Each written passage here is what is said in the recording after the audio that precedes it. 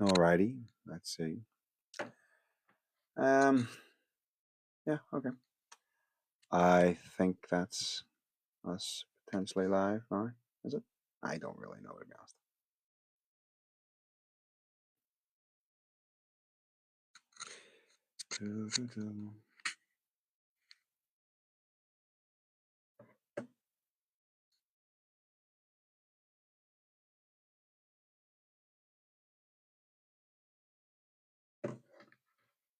Hello, hello. No sound detected. It's because I'm not talking. Yeah, well, I'll start talking then. So this is week number 5. So updates for the week is the plan. I'm on a different light today, so it's a little bit. I'm working on it though. It is still sort of a work in progress, I guess we would say. So yeah, working on it. Not quite there yet, but we shall see. Well,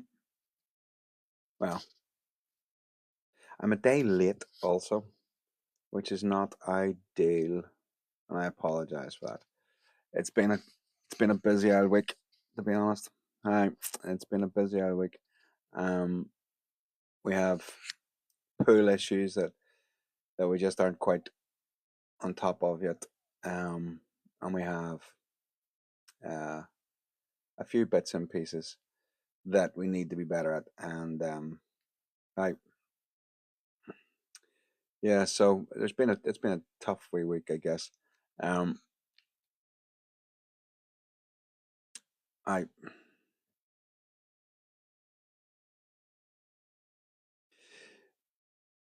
Yeah, so it's been a tough wee week. We've had a few issues with our pool this week, so training has been a little bit all over the place. Scrambling to get an alternative venue. We're very lucky that we've got more than one venue, which is good.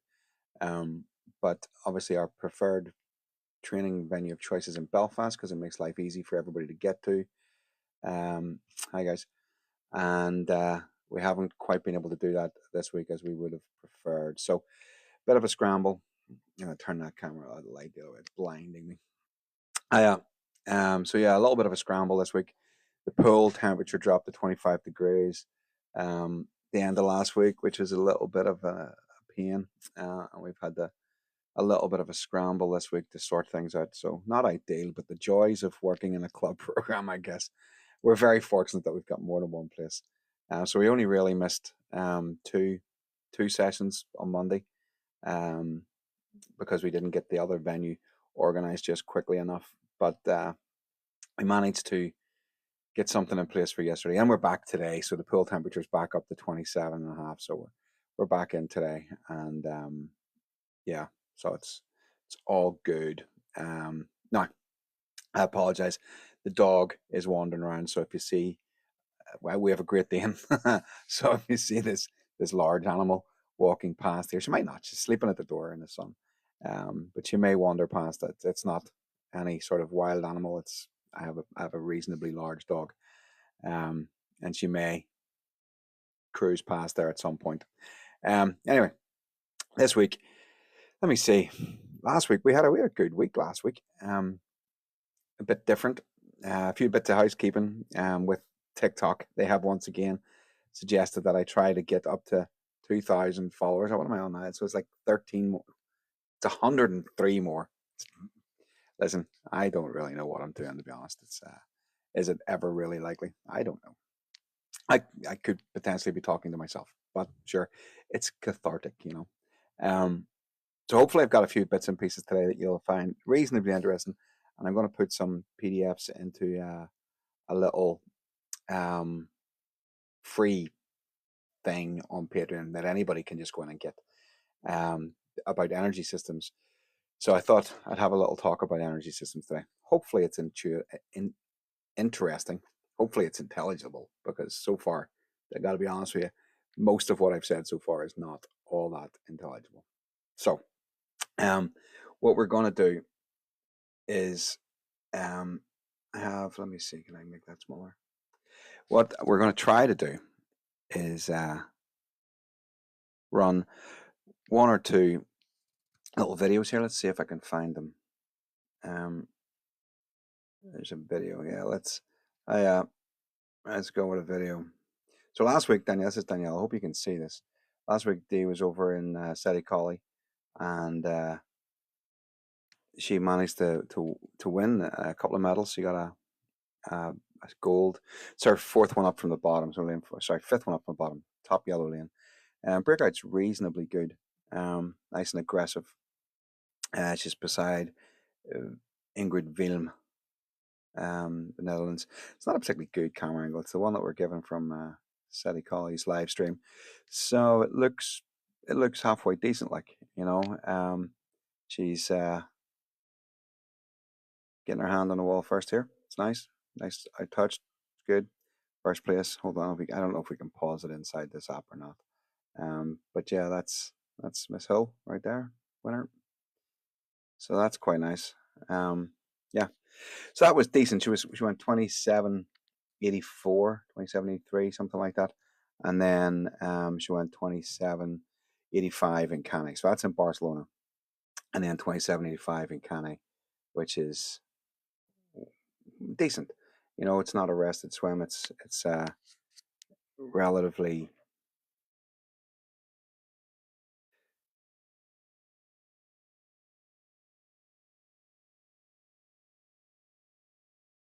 it's decent swims. Happy enough. So yeah, happy.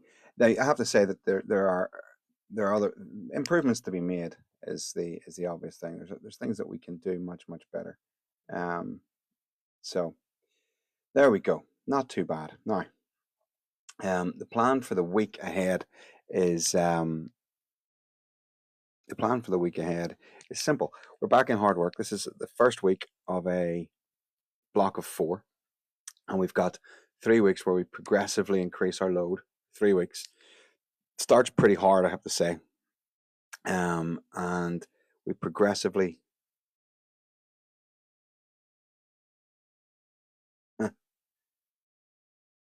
okay, so they don't want to share my feed because I showed you a video that wasn't original.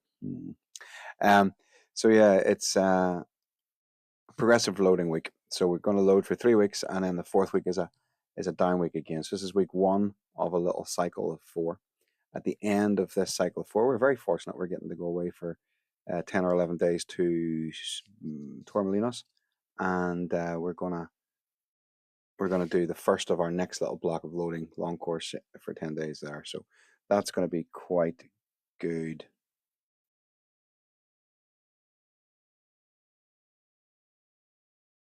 Now, what I said I would talk about is let me see if I can find everything now. Yeah, what I said I would try and discuss a little bit is energy systems. So basically, when we train, energy systems are everything, really. You know, it's how they work together, how we can put them together, how we can build our sessions. If we understand and we know what the energy system that we want to operate, that we want it to stimulate, then we can work that energy system, and we can build our week and our session, our program around those energy systems. Now, very basically, there are 3. We've got the ATP-CP system, we've got an oxidative system, and we've got a glycolytic system. But basically, all 3 energy systems their job is to produce ATP. All right, that's a molecule that fuels muscle contraction, and each one of those energy systems dominates at different intensities and different durations while we train. Okay, so the ATP and CP system is the very, very short and explosive one. Okay, so it uses the ATP and CP that's stored already in your body. It lasts maybe 10 seconds. It's very quick. The recovery time on it is anywhere between 2 and 10 minutes, I guess, maybe 5 minutes. And you need to fully rest to replenish the CP. Right. So in terms of our swimming sessions, it's explosive starts. It's 15, 20 meter sprints. it's diving, it's the power sets, it's those short, explosive, fast little bits of work that we do, that, you know, our HVO kind of work. Okay. In terms of training, we use it for power-based efforts. We use it for dives, underwater, short sprints. It requires long rest intervals to do it properly. A work to rest ratio somewhere around 1 to 5. So if you're working for 10 seconds, you're resting for 50. So you'd be doing them off 60 seconds. It's that sort of setup. And it's best developed with short explosive reps. So 8, 12 and a half on 60, something like that. It's 100% effort, and you're really going at it. You're really going hard. Okay, the second type of system is the glycolytic system. It's your anaerobic lactate system. The fuel source there is your glucose, which is from glycogen, and it converts that into lactate. All right, the duration on that is it can last around 30 seconds, up to about 2 minutes.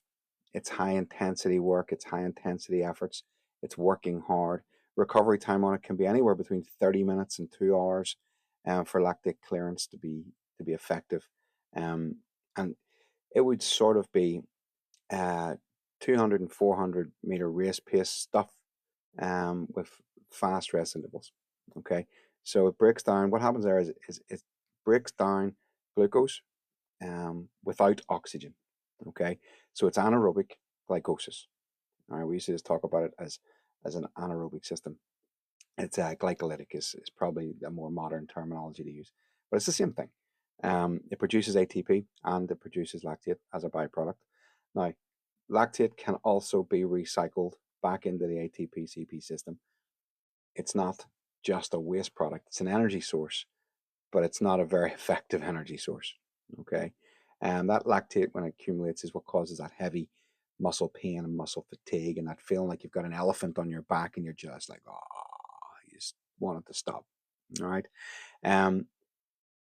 This sort of energy system is dominant in race pace efforts. So things like 4-100s at like 90% effort, and with 90 seconds rest. You train it through lactate clearance sets, something like 10-50s, max effort with a short rest, or lactate tolerance sets, 10-50s with a short rest, max effort, or a lactate clearance set, something like descending 200s, controlling the pace. You have to really be careful on that one, that you don't overuse it. All right, we don't want to do too much glycolytic training because it causes a chronic fatigue in the muscles. It really does wipe you out. It tires you out. It's the sort of work that you don't want to do every day. All right, absolutely not.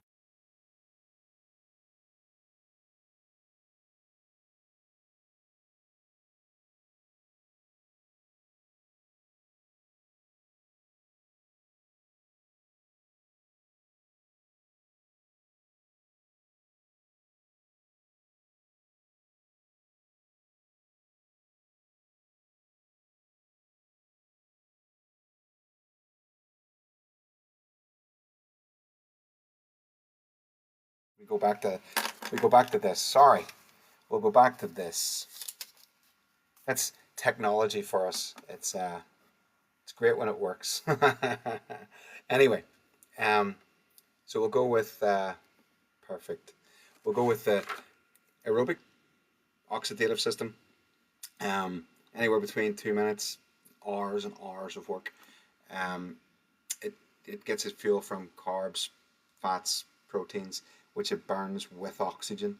Um, it can take hours, days. If you fully deplete the system, it can take days to replenish it, depending on the type of volume and intensity you're working at. Okay, 400s, distance training, recovery swims are also oxidative. So it has a really wide range. How it works really is that the oxygen breaks down the glucose and the fats and the proteins into ATP. It's slow, but it's sustainable. It can keep on going. All right, it produces far more ATP than the anaerobic or the glycolytic system. It also clears lactate and helps recovery between high intensity work. Okay, like I said, it has a big range. Anything from recovery swims and drill work is oxidative, all the way through to threshold stuff. Um, Training implications for that would be it's really foundational. To be entirely honest, the oxidative system is foundational for everybody. And I know we had a bit of a conversation about whether kids should be training for 50s or not, and whether the 50s in the Olympics are good or not. And it doesn't matter which side of that argument you come down on.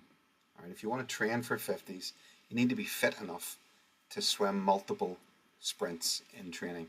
And the only way you can swim multiple sprints in training is by having an aerobic system that allows you to do that. So you need a good aerobic base to allow recovery so that you can swim multiple sprints in training. So it doesn't matter which side of the argument you're on. It's the same necessity. It's foundational. Steady state swimming, 15. Listen, I hate writing these sets, but 1500 meters continuous, just low intensity, and just swimming moderately paced. Threshold sets 5-2, 6-2, 7-2 is 80% effort, 20 seconds, 30 seconds rest, something like that. And these are key for 400 meter races, 800 meter races, all of that stuff. Okay, now the key thing to remember here is that none of these three systems work on their own. They don't just, you can't just write a set and go, there's no glycolytic system being involved here. This is all just aerobic, or this is all just ATP-CP. It's not quite that simple. Things that every set that you write will have an overlap, and there'll be there'll be crossover between them. All right, so if we take the 100 freestyle, the first 10 seconds, explosive off the block, the dive and the breakout, it's your ATP-CP system. The next, depending on how fast you are, the next 60 seconds of work is your glycolytic system. All right, and if it's what's helping you maintain that race pace. And if you haven't finished inside of that time, when you go over that 60 seconds, then your last 20, 30 seconds, if you're swimming 100 freestyle in 1:10, 1:11, so our kids swimming at 1:10, 1:11, then that oxidative system is what gets them through the end of the race. Okay, now if you're swimming at 200, same thing applies. ATP-CP system on the start, then you've got a little bit of the next minute is your glycolytic system, and then your oxidative system kicks in and gets you home. So you've got to train all three systems. It's just unavoidable is probably the best way to put it. It's just unavoidable. And I mean, I've seen people arguing that the USRPT, for example, doesn't train to the fatigue level in RTP. So my understanding of RTP, USRTP, what am I talking about? I'm talking crap today. USRTP is that it's ultra short race pace training. Is that when you fail, you get to rest, and then you go again, and you never get to the point where your body produces enough lactate that you can't keep going. And it has some merit, so I think we use elements of it in training, that we can take little bits of it out for our race pace stuff, and I have no objections to that at all. We definitely use bits of it, and we use different principles on it. But I would argue that in a race, when lactate hits, you can't stop and rest. You can't miss the next 50 and join back in. You've got to teach your body to deal with that lactate buildup in whatever way you can. So for me personally, and I'm not saying that it's not the right way to do things. It's just for me personally, when it's the dog. It's just me personally, when I'm writing sessions, I want training to replicate as closely as possible the race situation and how you feel when you're racing. And sometimes racing just hurts. So sometimes training should just hurt. And that's okay. We've had people in our sessions who get to the point where they can't do the next repeat at the right intensity because the lactate buildup has just got to that point where there just is no more. And I don't mind that. You know, I've never had a problem with people getting to the point where they just don't have another one in them. Okay, I think that's relatively healthy. All right. So that's a breakdown roughly. Now what I have here, I hope you find this as interesting as I do. I freely admit that I am a bit of a geek on it. But I have a little cheat sheet here. I hope you can see it. I'm going to zoom in on it so we can see it a little bit better. And we have 6 training zones. Now what I've tried to do is pull together, you see at the side here, we have Sweetenham and Atkinson and British Swimming, I think it is. And we have the 6 training zones, which covers our, the black bar here is aerobic oxidative, the grey bar is aerobic glycolytic, and the little white bar is anaerobic glycolytic. Okay. Other terminologies that people use, we have aerobic capacity, aerobic power, anaerobic power, and anaerobic capacity. Recovery time for the types of work that we do in there. And then we have what is a slightly more the explanation-based thing on how we do it. So we have regeneration work, we have aerobic development, aerobic threshold, and anaerobic threshold. And that is all really predominantly aerobic. The VO2 max, I would argue, is also falls into that aerobic. There's a little bit of a crossover. As you can see, when you get into VO2 max, there's a bit of a crossover. It uses all 3 muscle or energy systems in that aerobic power. And then when you get into lactate tolerance, it starts to become more predominantly anaerobic glycolytic. Okay, and the CP at the bottom, that's ATP-CP at the bottom, is entirely different. It stands on its own. All right. So yeah, these are the terminologies that we would use most often: regeneration, aerobic development, aerobic threshold, anaerobic threshold. The crossover between anaerobic threshold and VO2 max, I sort of, it's a Sweetenham terminology. It's critical speed, and then we get lactate production, lactate tolerance, lactate production, and just flat out speed at the bottom. The next little barrier in here, we have, try and zoom in again, it's right, not very easy to zoom into this thing. We have approximate stroke rates. So like I said, we use tempo trainers a reasonable amount, and if we're working a threshold, I like them to set the tempo somewhere in that zone. Okay, and we got rest intervals. It's a cheat sheet for me. When I'm writing sessions, I have them printed out and I have them on the wall in case I have a bit of a brain meltdown and I can't remember what I was trying to do. So we have rest intervals that apply to per 100, and then we have, for their logbook, we have race pace, we have aerobic, we have predominantly aerobic and predominantly anaerobic, and then our internally in the club, so the coaches all have this, we have saturation for age group, which is up here, youth and national, and you see as you go up through the groups, the time for each set gets a little bit bigger. All right, we have the 5 zones. Now when I did my coaches, we talked about A1, A2, A3 and threshold as being aerobic capacity, and then we have heart rate, lactate production, lactate tolerance, and sprint. That's sort of the way we were taught, or I was taught to break it down. The bottom here we have a very, very rough breakdown on percentage terms, how much of each energy system is used in each race. So you can see the 50 at the top is predominantly anaerobic glycolytic with a little bit of aerobic glycolytic and very, very tiny amount of aerobic oxidative in the end. Whereas when it comes to the 1500 at the bottom, it's completely reversed. And then the last little bit on this is, if you're writing sessions and you wonder, I'm doing a threshold session, a red zone threshold session, what can I put with that will complement that in the session? And this is just a little scale. So if you're writing a zone 3 session, you can put it with a zone 1 set, you can put it with a little bit of lactate in there, and you can put it in with a bit of speed. Okay, again, if you're writing a zone 5 set, then you can put it in with a little bit of zone 1 and 2 and 3. Okay, I find that's quite helpful. I think that the coaches find it reasonably helpful to help them break down what type of work they can put in the session together. I have a few other things here. Let me see, what else have I got? This is quite interesting too. Like I said, I'm going to make all of this. I'm going to put all of this in Dropbox or something so everybody can see it.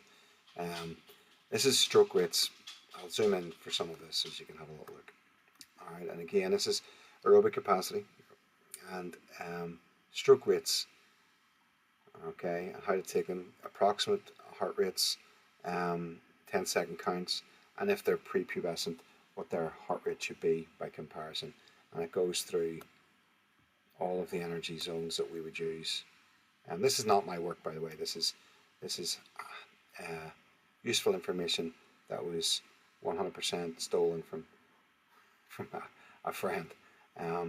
So I will find a way to put this into Patreon or something so that everybody can get it for free. This is not my work. So yeah, it's quite handy. It means that there's no hiding. So you get a tempo trainer in, and you say we're going a lactate clearance set. We're going on butterfly.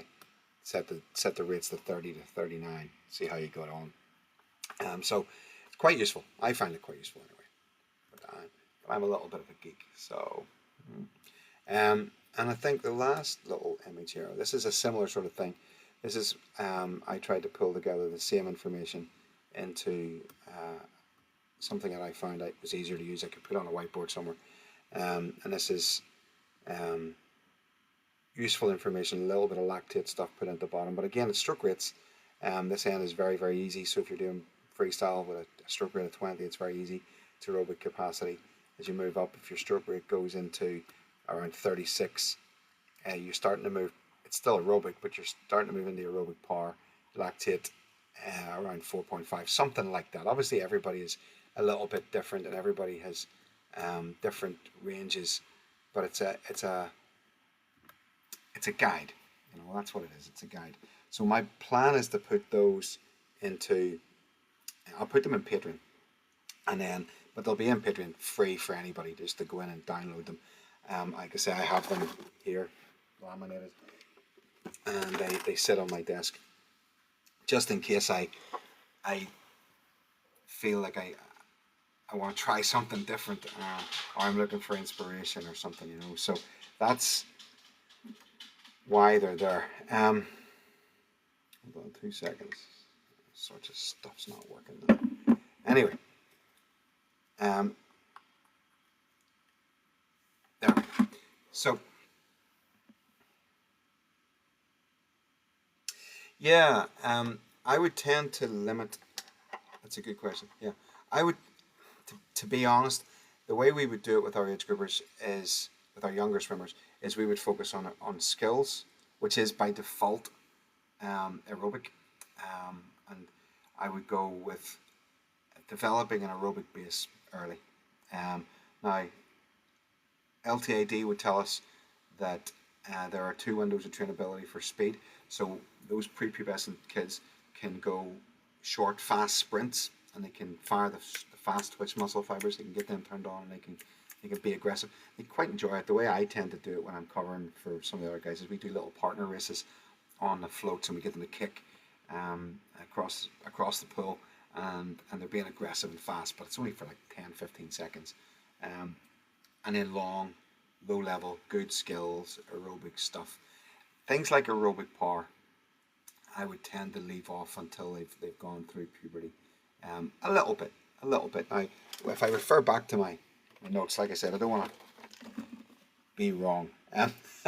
So our age groupers, things like our anaerobic power, the set length for anaerobic power that I'm recommending to my guys and for our age group squad. Now our age group squad is 12-ish.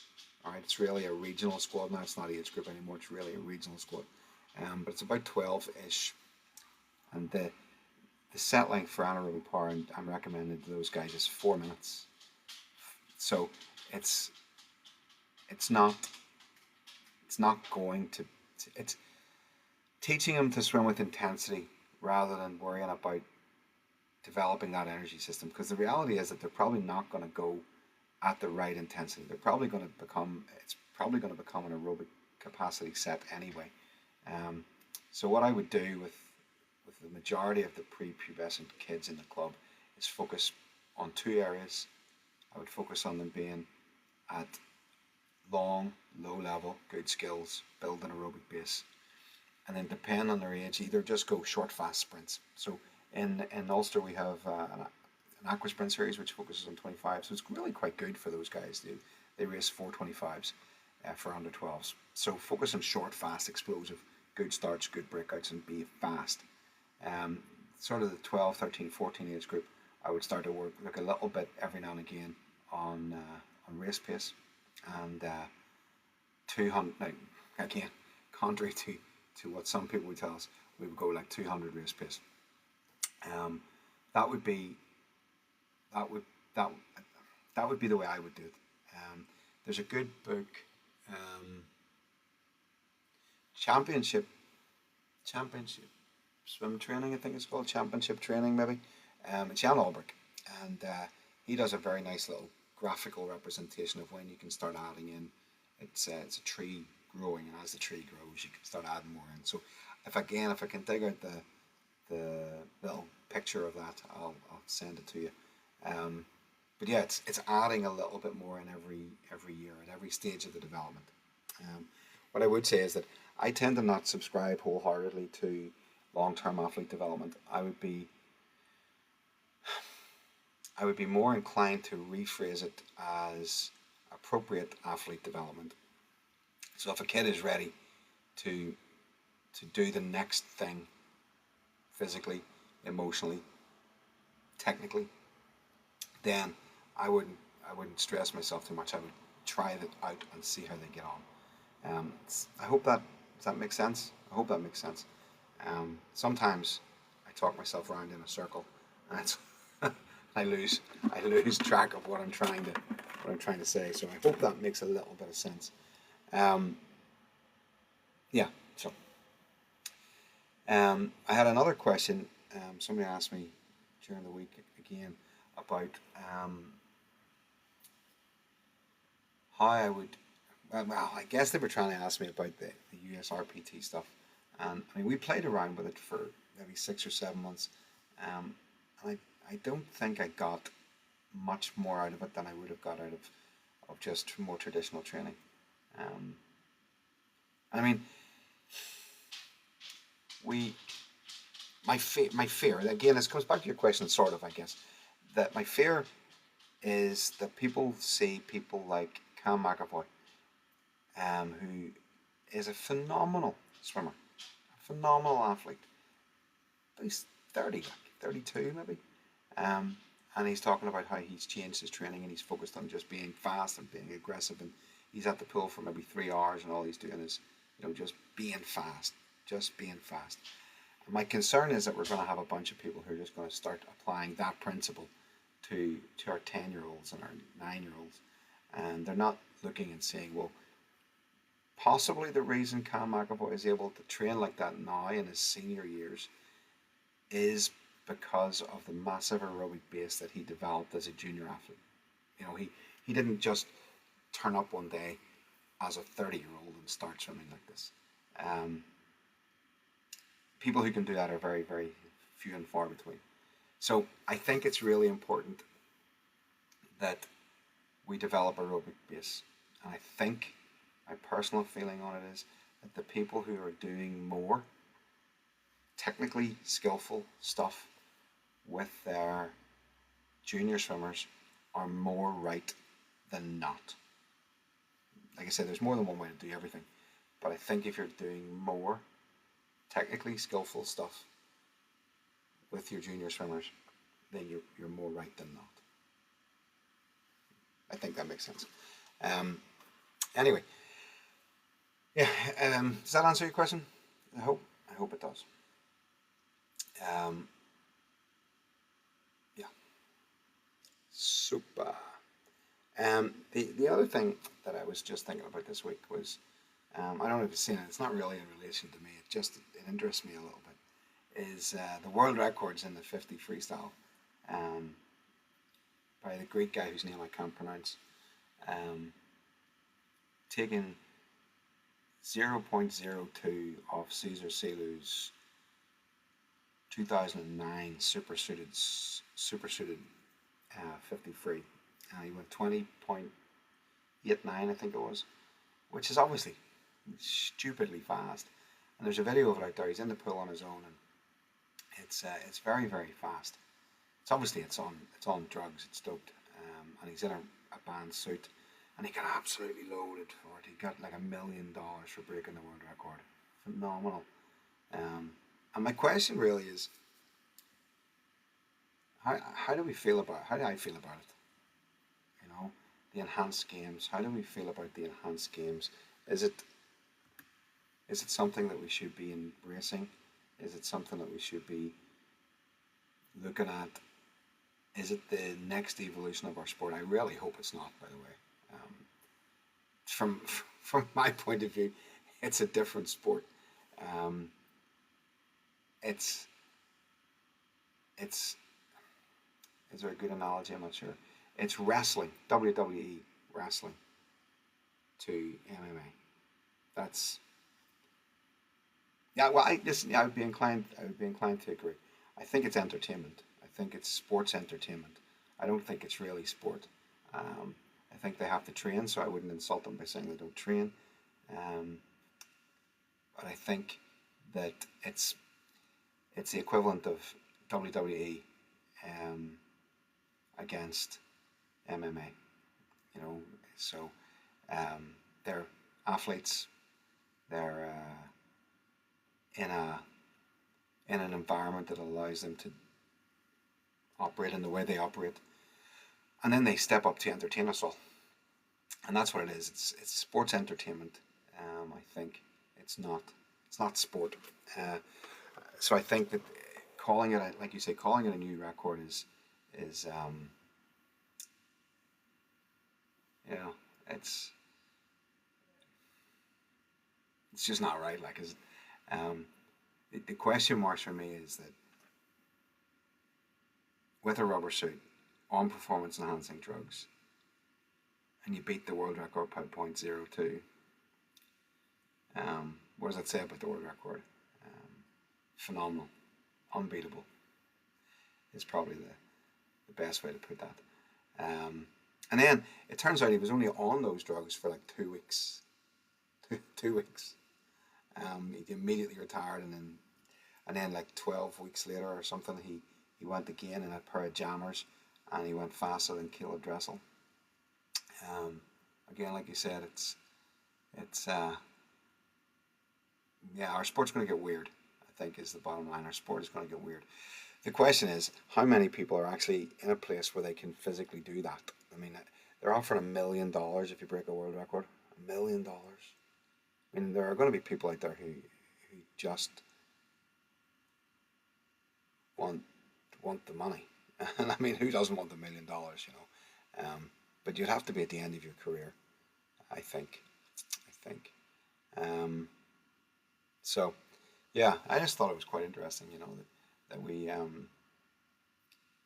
potentially on the brink of something that's a bit weird. I happen to be in favor of the tech suits. I love the tech suits.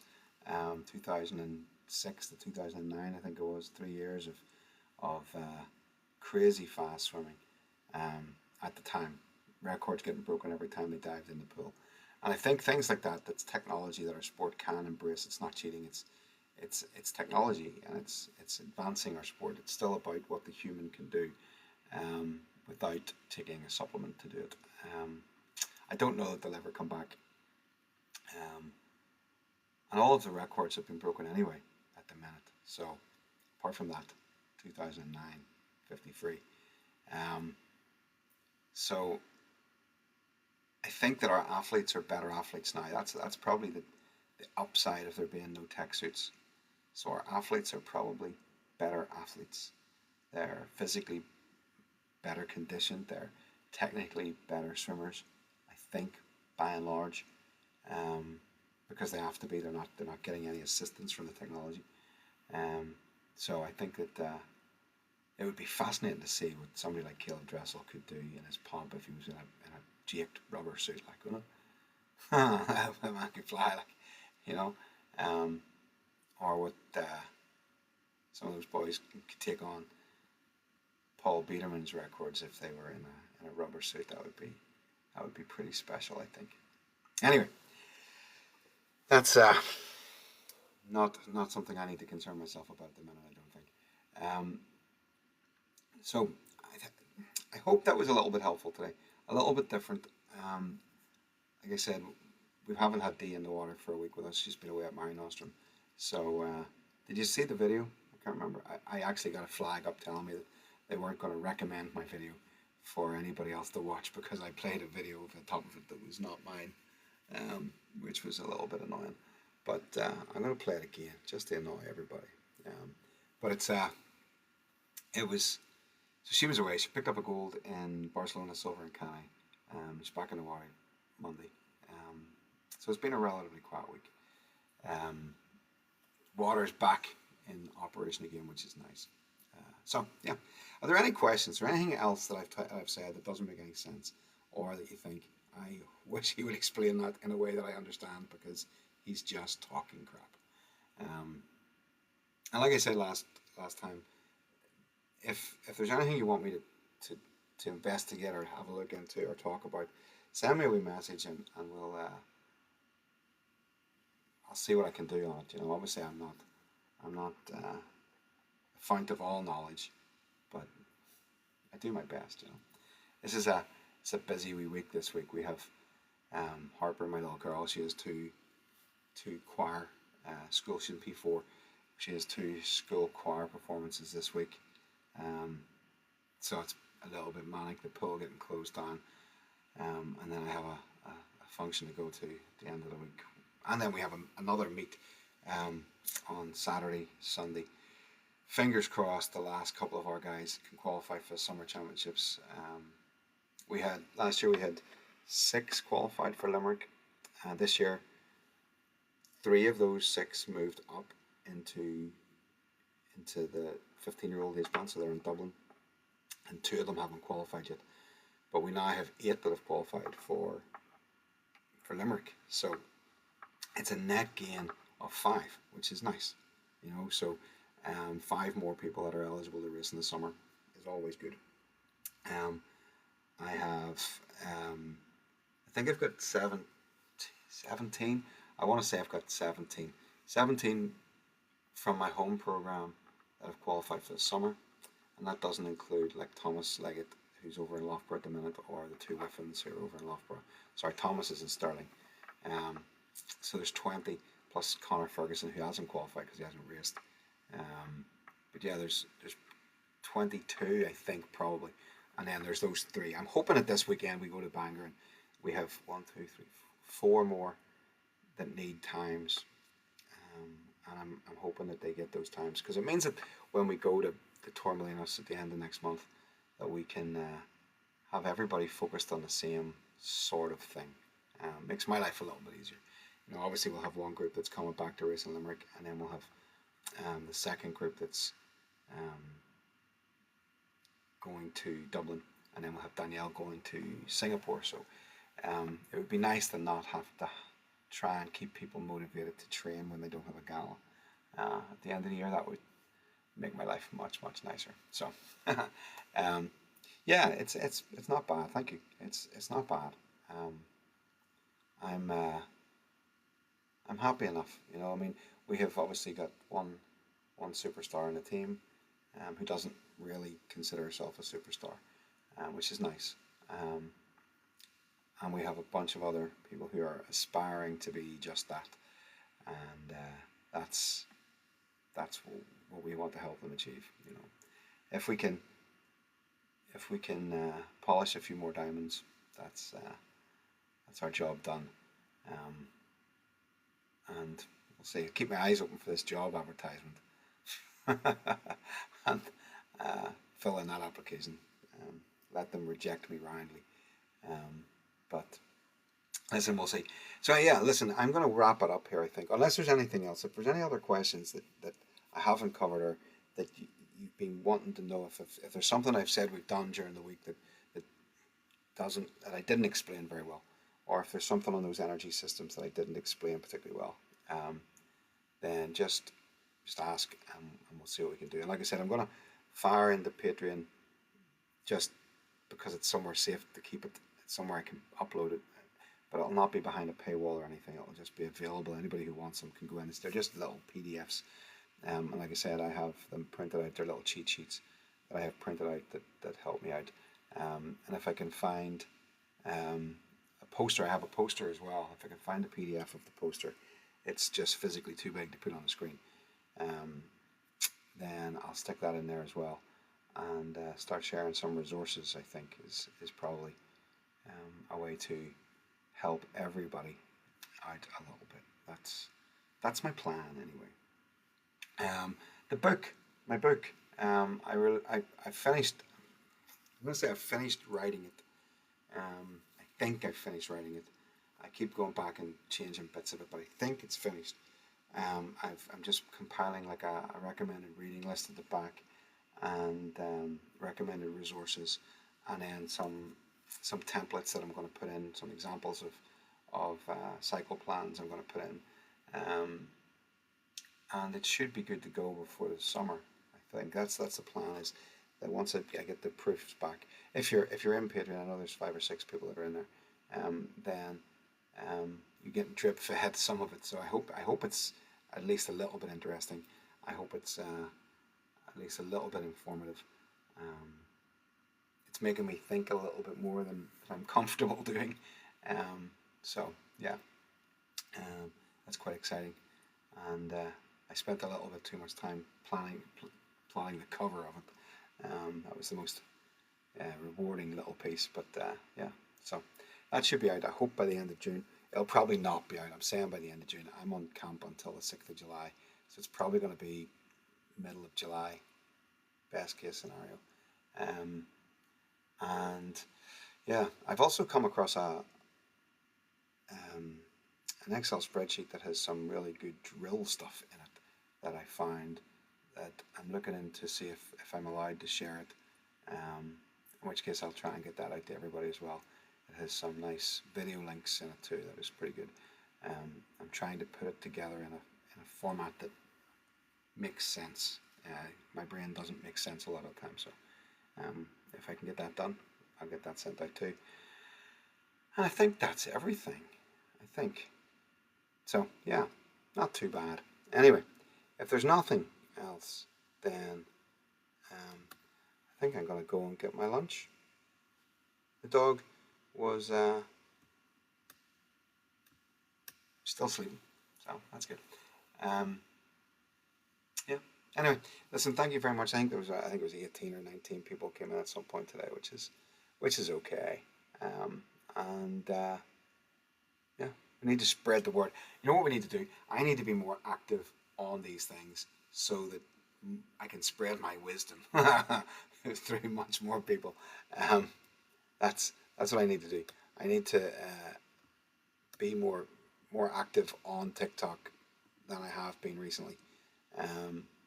Hopefully we'll have some exciting photos and videos coming up over the weekend, and we'll see what we can do. Anyway, thank you very much again today. Thank you very much for your support. It does mean everything to me. I'm trying to be the best coach I can be, and sometimes it works and sometimes it's a disaster. But we're all trying to do our best. We're all trying to learn. So thank you very much. Your support and your encouragement is so appreciated. You no idea. And yeah, please, anybody who's on the island of Ireland, I have a little bit of a reputation for being slightly unapproachable and being slightly grumpy and being slightly aggressive, and it's hopefully I can dispel that, because the reality is that I'm none of those things. Sometimes I'm grumpy, but generally speaking, I'm happy to talk to anybody about anything, and I learn as much from those conversations as anybody else does. So yeah. Anyway, thank you very much. I've whittled on for 50 minutes. It's probably long enough. If there's any questions at all, send me a message on TikTok or Instagram or Patreon or any number of social medias. There's a blog post. Put a comment in on the blog post or something. There's any number of ways to get in touch. So if there's if any questions or anything you want me to look into, if there's any subject matters you want me to cover, just fire them over to me, and we'll get that done. And if you've signed up for Patreon, send me a message on Patreon. Let me know exactly what it is that you would like, and how I can help you. And we will set up whatever it takes for you. Okay, whether it's writing sessions for you, whether it's a little bit of mentorship, whether it's listen, whatever it is, just send me a message over on Patreon, and we'll sort that out. And if you know people who maybe would be interested in helping me out or supporting me, and they listen, I understand that a monthly subscription service is horrible, and they want to buy me a cup of coffee, just buy me a cup of coffee. It's all good. Anyway, thank you very much again, and it's me out. Thank you.